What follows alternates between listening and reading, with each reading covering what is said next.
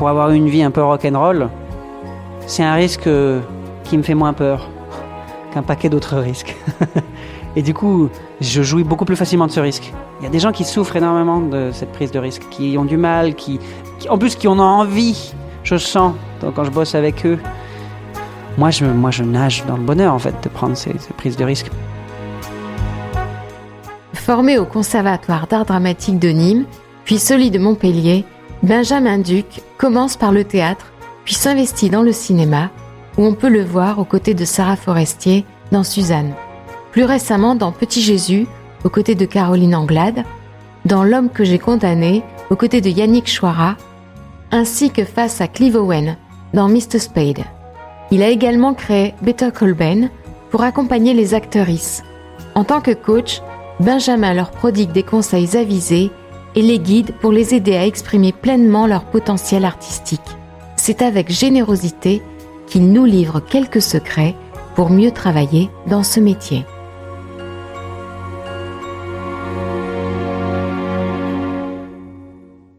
Alors il y a 2 étapes. Il y a l'étape du casting et il y a l'étape du plateau. Et c'est pas les mêmes. Je travaille pas de la même manière. Pour un casting, je travaille l'efficacité de jeu. Et c'est très différent d'un plateau où je peux explorer mon jeu de manière beaucoup plus libre. Beaucoup plus libre. Un casting, c'est un enjeu, c'est un entretien de boulot, quoi. C'est un entretien pour un éventuel travail. Du coup, je peux pas me positionner de la même manière et je peux pas travailler de la même manière. Quand je dis efficacité, qu'est-ce que ça veut dire ? Je me renseigne énormément sur qui est le ou la réal, quels sont ses projets, qui est le ou la directrice de casting, si je les connais peu ou pas. Si je les connais, qu'est-ce qu'ils ont fait ? Ok, je me rappelle un petit peu de leur projet. Du coup, il y a tout un travail qui n'est pas un travail d'acting, qui est un travail de dans quel contexte je vais aller travailler. C'est très, très important et ça, je peux vous dire que ça fait la différence. Et ça fait la différence parce qu'un paquet de gens ne font pas ce travail. Ils arrivent et ils se disent, il faut juste jouer. Il faut savoir où on fout les pieds. Hein. Si je fais un casting pour du cinéma d'autorice ou si je fais un casting pour une grosse comédie française, je ne vais pas jouer pareil. Hein. Et ça a l'air de rien, mais les gens ne réfléchissent pas à cette chose-là. Donc pour les castings, voilà, je travaille mon efficacité, je travaille tout ça, la connaissance de là où je vais. J'apprends évidemment mon texte par cœur pour pouvoir être le plus libre possible. Mais surtout, je me lâche la grappe. C'est-à-dire qu'une fois que je sais mon texte par cœur, que j'ai fait ce que j'appelle une carte d'identité émotionnelle de mon personnage, je touche plus à rien. Je fais confiance à mon travail et je me respecte dans le travail. Du coup, je ne vais pas revoir mon texte. Je ne demande jamais l'italienne, à part si on m'oblige à la faire. Je ne veux pas non plus m'empêcher. Mais parce que je sais que j'ai fait mon travail, que je suis efficace, que je sais dans quel contexte je suis, il n'y a rien d'autre à faire. Souvent, les gens surinvestissent le casting. Ils en font une espèce d'étape sacrée, sacralisée et terrifiante. C'est plus un moment où il faut être efficace. Alors, c'est pas, comme ça n'a pas l'air joli, ce mot efficace. Ça ne m'empêche pas de déployer mes émotions, ça ne m'empêche pas de déployer une créativité. Mais il ne faut pas oublier l'exercice qu'on fait. Un entretien de travail. Benjamin Duc, 37 ans. Je suis acteur et coach. Après un tournage, il est toujours bien de faire plusieurs propositions. Ça dépend le luxe que j'ai et le nombre de jours que j'ai. Par exemple, récemment, j'ai eu 10 jours, j'ai pu avoir une lecture avant et des répétitions. Honnêtement, quand on a entre 1 et 4 jours, il n'y a pas de lecture, il n'y a pas de répétition, on arrive sec sur le plateau. Donc on a plutôt intérêt, oui, à venir avec plusieurs propositions. Pourquoi ? Parce que des fois, je ne dirais pas qu'on est abandonné, mais en fonction de l'importance du rôle, j'arrive à avoir de plus en plus de rôles plus importants. On a une considération différente pour mon travail quand j'arrive sur le plateau. Mais j'ai commencé évidemment, comme tout le monde en fait, avec 1, 2, 3 jours de tournage, avec 10 dans le meilleur des cas, et où ils n'ont pas le temps de nous considérer. Je ne pense pas que ce soit une cruauté de leur part. Hein. Structurellement, ce métier va à 200 à l'heure. Il faut tout de suite être à l'aise, il faut tout de suite être efficace. Et pour autant, on a quand même plus de temps sur un plateau qu'un casting. Et j'ai le temps en amont, chez moi, de travailler. Je trouve que les gens, des fois aussi, ne travaillent pas au bon endroit chez eux. Ils font 1, 2 propositions des fois, et puis pas plus. Puis ils le font parce qu'il faut le faire, pas parce qu'ils aiment bien ça. Ils oublient le plaisir. Le moment du plateau, pour moi, c'est un moment de plaisir. Il faut évidemment que le casting soit un moment de plaisir, mais ça l'est forcément moins. Je dis, il y a un moment, il ne faut pas pousser, quoi. C'est un exercice qui n'est pas accueillant. Et d'ailleurs, c'était, je crois, Clovis Cornillac qui en parlait il n'y a pas longtemps. Il disait, oui, c'est absolument ingrat. J'avais entendu Christian Bale dire que c'est un exercice où on ne peut pas déployer tout son jeu. Et c'est normal. Et c'est ce que, d'ailleurs, je m'acharne à dire aux gens quand ils passent leur casting, qui sont très stressés. Je dis, mais en fait, il faut être le moins mauvais possible à un casting. Mais c'est libérateur de se dire ça. Il faut être le moins mauvais possible. Parce que quand on arrive dans un hôtel miteux avec de la moquette dégueulasse des années 70 et que la réplique qu'on a joue comme une patate, parce que ça arrive, il faut se dire, mais tout le monde a ses conditions en fait. Le plateau, c'est le luxe. Le plateau, si j'ai envie de parler, de murmurer, je peux. Au son, ils me rattraperont. J'ai mon costume, on me maquille, on me coiffe. C'est là qu'on peut déployer tout son jeu, qu'on peut être tranquille sur les propositions. Pour autant, je travaille vraiment en amont. Moi, c'est le travail à la maison qui est très, très important. Je travaille beaucoup, histoire de ne plus avoir d'inquiétude le moment et du casting et du plateau. Moi, ce que j'ai envie de voir, ce que les gens ont envie de voir, c'est ta passion. Ouais. C'est le fait que justement, tu t'es formé, t'es une charbonneuse, quoi. Tu taffes à côté, tu te formes, tu fais des projets. C'est incroyable, en fait, humainement. Ça aussi, ça se valorise. Okay. All right? Ouais. On respire, je te dis, c'est pas mal. Respirer, c'est une activité humaine assez intéressante qui sert dans beaucoup d'occasions. Comment est-ce que vous êtes devenu coach? Parce que vous êtes comédien et coach. D'ailleurs, est-ce qu'on dit coach? C'est la nomenclature officielle. Je me vois plus comme une espèce de druide un peu fou qui vient mettre du baume sur l'âme des actrices que je rencontre et qui les amène, qui leur donne des conseils. Voilà. Comment c'est arrivé? Avec un groupe d'amis, acteurs et actrices, on se réunissait une fois par mois, une fois tous les 2 mois, une fois tous les 3 mois, avec des textes qu'on travaillait. Et il se trouve que c'est moi qui avais le plus d'expérience de plateau. J'avais un agent, et du coup, c'est moi qui prenais un peu en main ces choses, alors qu'au départ, elles étaient plus collectives. Et ça allait à tout le monde, puisque mes retours étaient pertinents, qu'ils étaient à l'aise, que je captais vite l'énergie des gens. C'est pour ça que je parle de druide un peu, c'est que je capte vite les blessures. Des gens de ce groupe me disaient, mais fais coach, en tout cas, trouve une place là-dessus, parce que tu fais ça super bien. Ils m'ont validé dans cette idée-là. Parce que je n'étais pas sûr au début, je disais, est-ce que je suis légitime? Je ne sais pas trop. Est-ce que ça peut être de la direction d'acteur? Oui. Je pense que l'essentiel de mon travail, c'est pas forcément la direction d'acteur. Je m'explique. Les 3/4 des gens que je rencontre, leur problème, c'est pas leurs compétences. Ils sont compétents ou compétentes. C'est leur blessure, c'est leur ego. C'est ce qui les empêche, leur stress, l'envie de bien faire. Du coup, c'est à ça que je m'attelle et je crois que c'est pour ça que les gens reviennent vers moi. C'est parce que finalement, je ne parle pas que de jeu. J'en parle évidemment. Il y a un moment, quand on vient ici me demander de préparer une self-tape avec moi, il faut bien qu'il y ait un résultat final et je le fais à chaque fois. Je constate juste que le problème, c'est jamais l'acting en fait. Je vais le dire franchement, jouer correctement. Correctement, hein, pas bien ou au firmament de l'acting, mais jouer correctement, plein de gens savent le faire. Il faut vraiment être honnête là-dessus. Plein de gens savent faire le minimum syndical. Alors, ça suffit pas toujours, mais plein de gens savent le faire. Se lâcher la grappe, se respecter et s'aimer suffisamment dans le travail, et s'aimer tout court d'ailleurs, être capable d'être au présent, être capable de lâcher son ego, être capable d'être disponible, ça c'est une autre histoire. Et ça demande un travail personnel que plein d'autres corps de métier ne demandent pas. Un engagement personnel avec soi. Du coup, c'est pour ça que moi je dis que l'essentiel de mon métier, c'est mettre du baume sur les âmes, plus que de l'acting. Évidemment que je travaille l'acting, oui. Il faut vraiment penser long terme en permanence. Okay. On a un métier de patience. Et la patience s'acquiert avec de la patience, malheureusement. Okay. Du coup, moi, je le verrais comme ça. C'est pas du tout « Ah, ça y est, je suis prêt ». On n'est jamais prêt à ce métier. C'est n'importe quoi, ce discours. On n'est jamais prêt. On ne sait jamais ce qui va nous tomber sur la gueule, à quel moment on va être à l'aise ou pas. Donc, dès maintenant, lance. Et t'es pas à l'abri d'une bonne surprise. Donc le pire qui t'arrive, c'est qu'il ne se passe rien. Ouais. Le mieux, c'est une bonne surprise. Okay. Voilà. Je m'adapte parce que je sens vite si une séance va être compliquée ou pas. Ou compliquée, ou plus que compliquée, éprouvante pour moi ou fatigante pour moi. Quand je vois le niveau d'angoisse, quand je vois le niveau de douleur que j'ai en face de moi, il y a des gens qui pleurent au bout de 10 minutes. Hein. Pas parce que j'ai un plaisir malin à les faire pleurer. C'est vraiment parce que je viens taper immédiatement quelque chose et qu'il y a une grande fragilité. J'ai pas le choix. De toute façon, je peux pas avoir une méthode toute faite. On a un métier, je crois, où on doit s'adapter. En plus, les actrices, c'est ce que je leur dis en permanence. Une de nos plus grandes qualités, je crois, à plus forte raison maintenant, où les tournages vont à 200 à l'heure, c'est s'adapter. Être capable de changer à 180 degrés. On nous demande une autre proposition, on le fait. La souplesse, quoi. Tu n'oublieras pas de me demander les dircas spécifiques et la petite liste. Tu me le demandes devant moi un message dans une demi-heure, 1 heure. Ouais. Ok, c'est quoi la petite liste? Les dircasts que j'ai, la liste de dircasts que j'ai, que je peux te filer, qui est un peu copieuse, hein, il va falloir que tu fasses un peu le tri, mais... Ouais, ok, cool. Et voilà. Donc ça, je leur écris, Bon, comme je t'ai dit, tu écris quand tu vois le nom, sur un film que tu vois, ce soir, demain, je ne sais quand tu as le temps et l'énergie. Il faut avoir le temps et l'énergie. Mais tu vois, c'est pas forcément un film qui vient de sortir. Ça peut être des films qui sont sortis et tu dis, oh, j'ai été bouleversé, j'ai vu ça, le casting est magnifique, j'ai très envie de travailler avec vous. Mais tu vois, c'est honnête, c'est pas...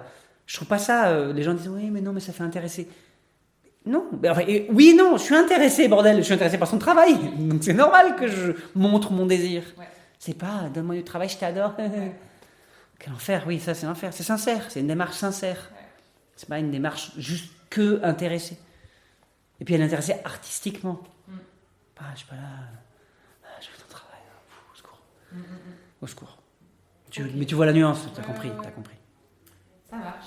Si on me demande par exemple une self-tape, c'est quand un ou une directrice de casting nous demande de faire un premier essai par nous-mêmes, c'est-à-dire sans eux, pas en présence, ce qu'on appelle un casting en présence, où le directeur de casting est là, peut nous donner des indications de jeu, nous dire où est-ce qu'il faut aller, nous donner même plus d'indications sur le personnage. En self-tape, on est un peu livré à nous-mêmes. Du coup, c'est un exercice qui est un peu inquiétant pour plein d'actrices. On doit se filmer soi-même, faire sa lumière, faire son son, avoir une réplique. Et donc, moi, je suis là, je suis acteur, j'ai le matériel, je suis coach. C'est plutôt pas mal de venir me voir. Ça rassure en tout cas beaucoup de gens de venir me voir. Dans l'exemple d'une self-tape, par exemple, je vais peut-être moins faire de pommade à l'âme parce que je ne vais pas perturber quelqu'un. Il faut quand même avoir un rendu. Je vais quand même toucher du doigt ce que je vois comme problème, comme blocage. Ma première étape, c'est toujours de faire une première proposition aux gens sans rien leur dire. Ça, je m'y suis tenu tout le temps. Pourquoi ? Parce que c'est là que je vois les failles. C'est là que je vois si quelqu'un est solide ou pas. C'est quelqu'un que je vois qui a travaillé ou pas en amont, ou s'ils attendaient que je leur donne tout. Du coup, ça me permet de décliner la manière dont je vais travailler, comment je vais prendre la personne, quels mots je vais utiliser, est-ce que je vais être plus ou moins brutal ? Quand je dis brutal, c'est-à-dire secouer un peu les gens, les faire se réveiller un peu, ou est-ce que je vais être plutôt doux parce que je vois que la blessure est très profonde et que on va pas m'entendre si je suis pas doux. C'est comme ça que je travaille. Je laisse faire la personne une première proposition. À partir de là, je décline en fonction de ce qu'on m'a donné. Je fais toujours en fonction de l'autre, toujours. Je trouverais que c'est une impasse et dans mon travail de coach et dans mon travail humain que d'avoir une méthode stricte que je fais chaque fois la même avec les gens que j'ai en face. C'est pas possible.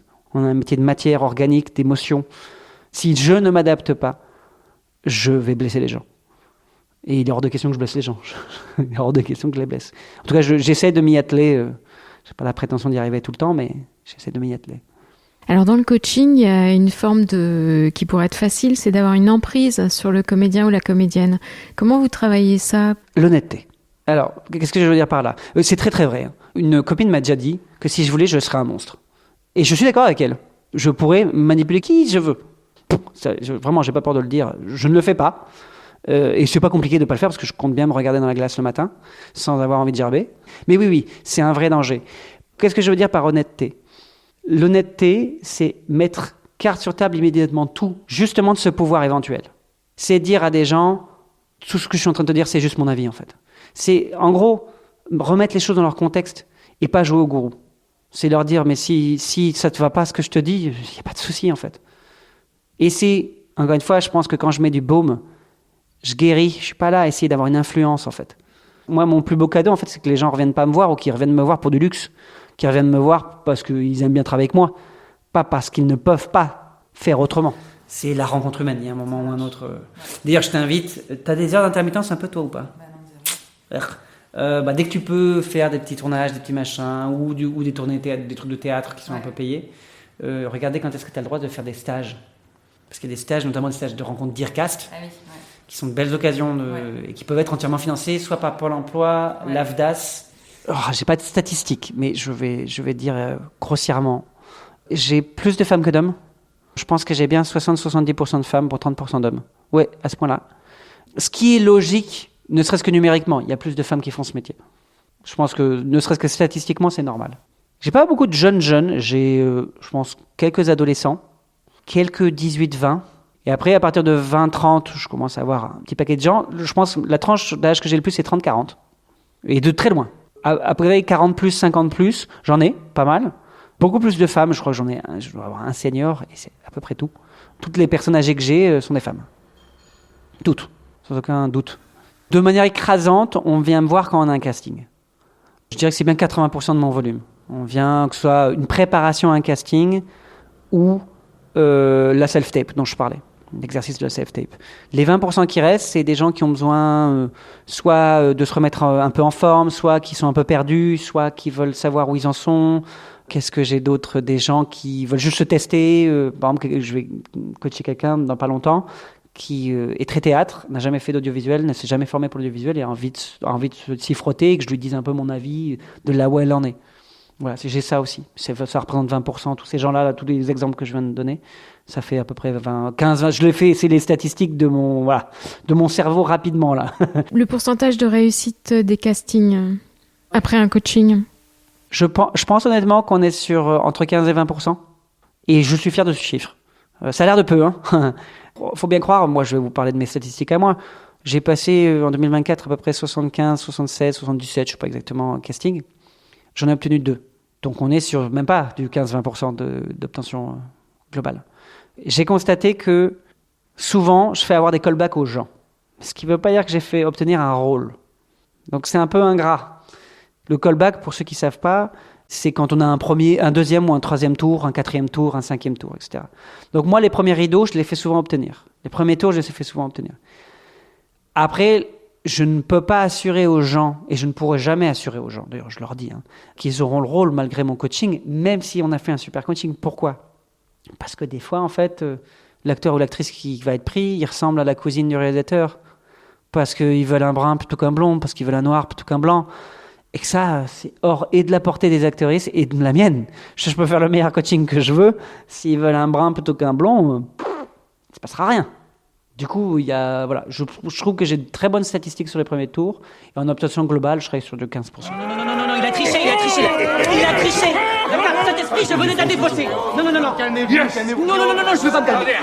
Calmez-vous. Vous êtes un tricheur, vous êtes un sale tricheur. Attendez, je suis sûr qu'il y a une autre explication, hein? Et laquelle? Ben, ça va nous paraître extraordinaire, mais je pense que... Je pense qu'on vient d'assister à un miracle. Quoi? Un miracle. Parce qu'en plus de ça, vous me prenez pour un con. Non. Je vais vous dire, moi, ce que j'en pense. Il y avait une forme de respect entre nous avant que vous débarquiez avec vos... Non. Avec nos quoi? Avec votre famille de taille! Quoi? J'ai fait pas mal de pédagogie. J'ai l'espoir, la naïveté et la croyance de penser que les gens que j'ai formés, et formés régulièrement, pas juste les gens que j'ai coachés, parce que je fais aussi des écoles, je leur ai donné et je les ai influencés sur leur manière de voir le travail et le monde. J'espère en tout cas. De savoir à la fois se défendre de ce monde qui n'est pas tendre et en même temps de se dire que la tendresse est possible. De se dire que l'amour est possible dans ce métier, de se dire que de ne pas être entouré de gros tordus, c'est possible, d'avoir des exigences, de dire non, c'est possible. Si j'ai pu, ne serait-ce qu'à une ou deux personnes, j'ai vraiment la croyance que c'est plus, faire transmettre ça à ses élèves, je serais le plus heureux des hommes, vraiment, profondément. Et je crois que, vu la réception qu'ils ont de ce que je leur dis, de comment j'ai travaillé avec eux, ou elles, je crois que c'est passé, que j'ai pu les influencer là-dessus. Et j'en suis très heureux, vraiment, très très heureux. Alors, un meilleur souvenir de coaching? C'est à la fois, à la fois quelque chose une séance qui était très compliquée, et en même temps une séance où justement parce que ça s'est débloqué, j'étais très heureux. C'était un ami en plus, un ami très proche, mais qui est dans le cerveau. C'est une épouvantable les nœuds qui se fait, et il est capable de parler pendant une demi-heure d'un mot, d'une virgule, ce qui est bien aussi, c'est pas qu'une mauvaise chose, mais du coup, le travail est impossible en fait. Si chaque virgule prend une demi-heure, c'est pas possible. Et je me souviens, j'ai vraiment eu l'impression d'avoir été un dresseur face à un lion un peu sauvage. Du coup, c'était très intense, c'était éprouvant d'un certain point de vue. Et j'avais l'impression qu'on pouvait me mordre. Et j'avais l'impression que si je faisais un truc de traviole, le lion pouvait me sauter dessus. Et j'ai senti ce moment où il a compris, où ça s'est débloqué. Et pour lui comme pour moi, ça a été une bouffée d'air.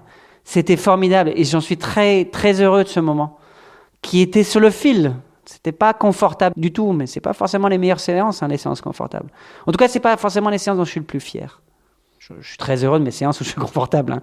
Mais celle-là, elle aurait pu tellement basculer vers quelque chose de terrible pour lui comme pour moi, que j'en suis très heureux et très content. Hi there.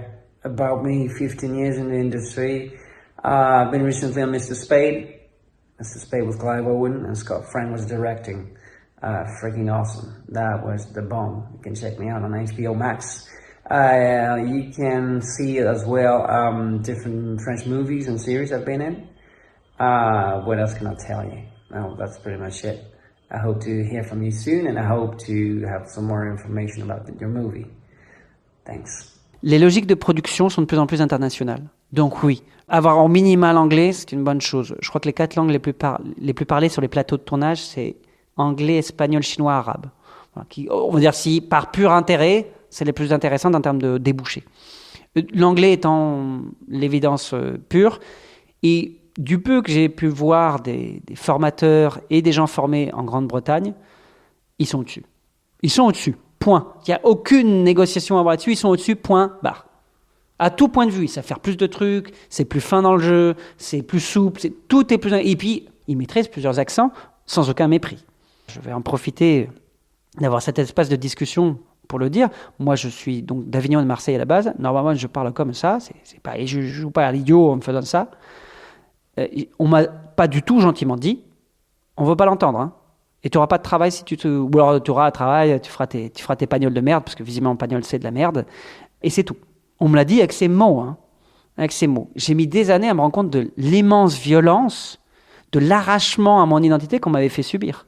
Parce que moi, malheureusement, à l'époque, en plus, immature et inconscient comme j'étais, je l'ai fait comme un soldat en plein milieu du Vietnam. C'est-à-dire que je l'ai fait, j'ai foncé, j'ai pas réfléchi aux conséquences émotionnelles, j'ai pas réfléchi à ce qu'on était en train d'arracher en moi, quoi.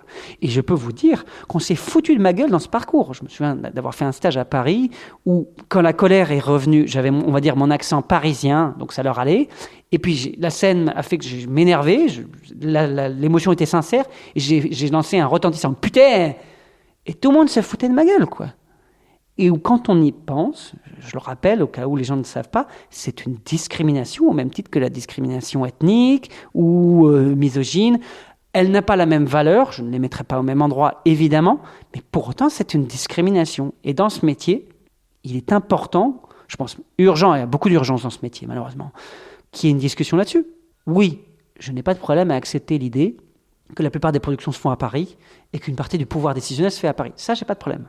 Qu'on dise à des jeunes acteurs, comme j'ai pu l'entendre, hein, t'auras pas de travail. C'est ce qu'on m'a dit, de toute façon. Si t'as l'accent, puis l'accent du Sud, hein, on s'en fout des détails. Hein, Marseille, Bordeaux, c'est la même chose, visiblement, pour ces gens-là. Mais je peux vous dire que pour eux, et encore maintenant, on est très exotique. On n'est pas compétent dans la région. Vous voyez, je m'énerve un peu là. On m'a dit ça sur un plateau, quoi.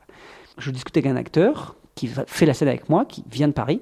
On est à Montpellier pour le tournage. Et il comprend que je suis du coin. Et il me regarde dans le blanc des yeux et sans aucune ironie me dit « Ah ouais, mais t'es bien, puis t'as pas l'accent. » Et du coup, j'étais là, mais quelle violence de me dire ça en fait. T'es chez moi.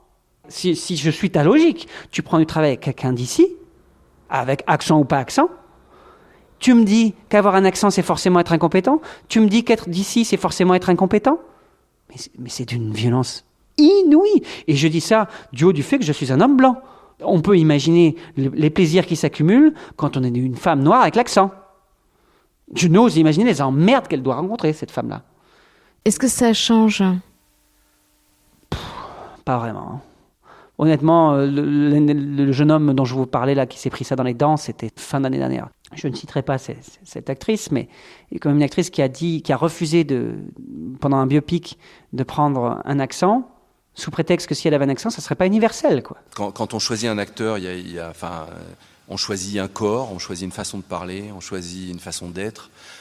Et du coup, il y a beaucoup de choses du personnage qui vont s'imprimer avec ce qu'on appelle, moi j'adore ce mot, c'est l'incarnation. C'est le fait que incarnation, c'est un beau mot parce que c'est carne, quoi. C'est la chair, c'est la viande. On prend la viande de quelqu'un pour la mettre sur un écran. Et ça, c'est sûr que c'est au casting que ça se passe. J'ai compris dès mon premier long métrage qu'on ne choisit pas une personne puis les autres. Moi maintenant, je choisis, par exemple, quand il y a un couple, je ne choisis pas la fille puis le garçon.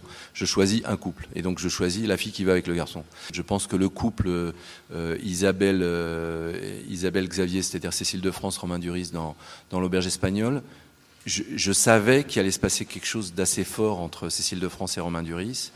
En général, j'essaye de répéter avec des méthodes diverses, soit juste une lecture, soit des choses physiques comme ça. Suivant les scènes, on sait quand on a écrit un scénario qu'il y a 3-4 scènes qu'il faut préparer.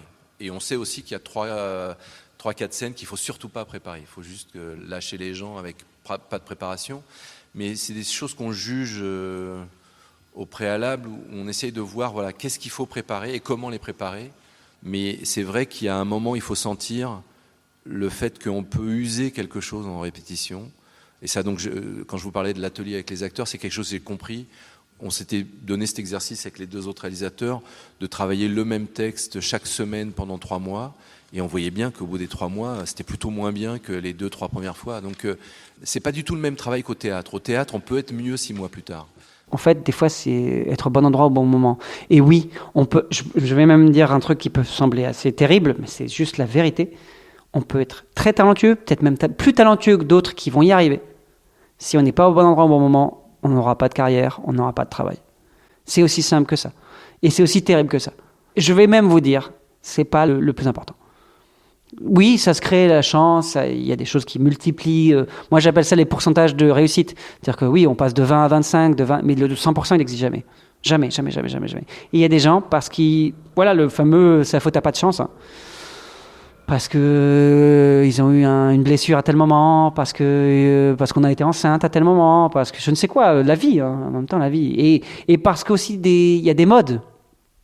Il y a des modes de type d'acteur. Il y a 40 ans, je pense être un acteur visiblement d'origine maghrébine ou noire ou machin, c'était pas la fête. Hein. Ça l'est beaucoup plus maintenant. Il y a des tendances. Là aussi, si on n'est pas dans la bonne tendance, c'est pas parce qu'on n'est pas talentueux en fait. C'est qu'on n'est pas dans la bonne tendance. Et ça, c'est vraiment... Là, il n'y a aucune justice là-dessus. J'ai tendance à dire, quand je coach les gens là-dessus, justement, je ne parle pas d'injustice ou de justice, je dis qu'aucun des deux n'existe.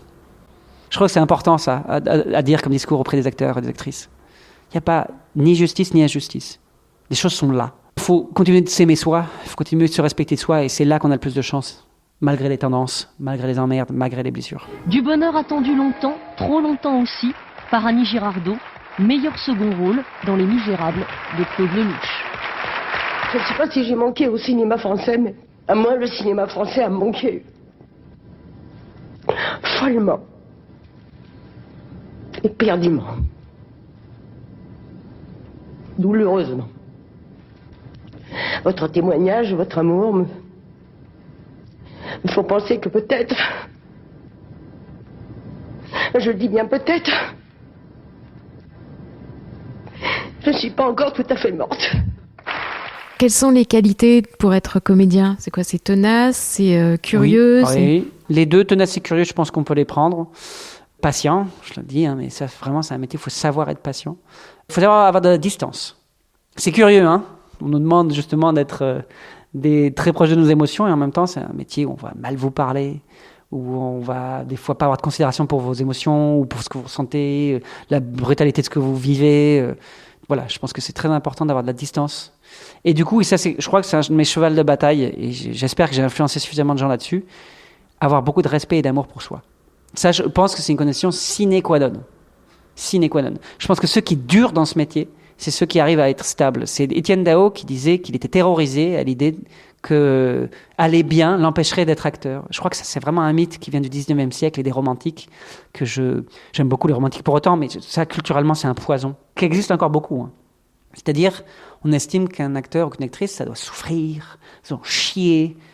Et je crois qu'on arrive à son potentiel le plus grand quand on est le plus stable. Moi, je vous ai dit, voilà, mon enfance a été compliquée, mon adolescence a été compliquée, ma vie de jeune homme a été compliquée. Jusqu'à 30 ans, je pense que j'ai été une épave. Hein. Je n'ai jamais aussi bien joué que depuis que je vais mieux.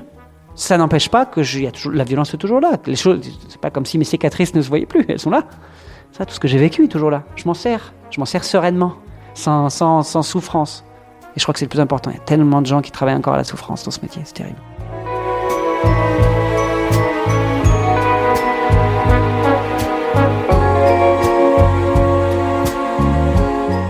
C'était Ma vie en rose.